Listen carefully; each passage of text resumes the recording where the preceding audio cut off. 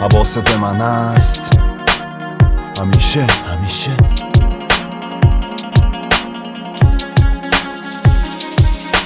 اون لحظه لعنتی رو یادم نمیره، یارو پاسمو گرفت و گفت این آدم نمیشه.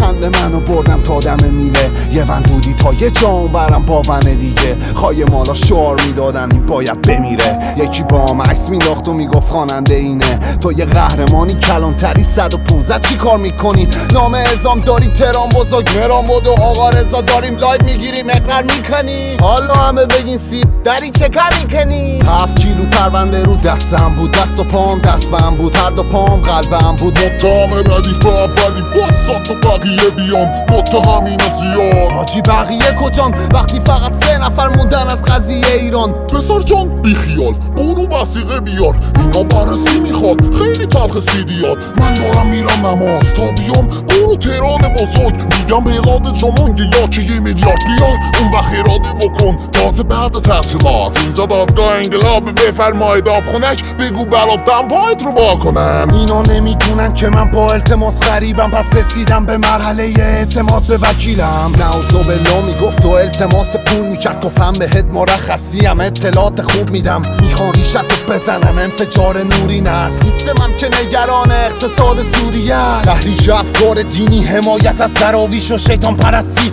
پنهان ترقی کردن جاسوس شیطان ترستیف، تولید آثار انکار برانگیز. حس کردم کسی حواسش به من نیست، حس نفرتی که بکشم دجال و بشم شیر. غم اون روزم آسمون یزدانو به هم ریخ، چطوری بگم که همه ی حرفامو بفهمین؟ توی زندانیایی که میگم بین ما باش، فرصتی نمونده باید بکنم سیر آفاق.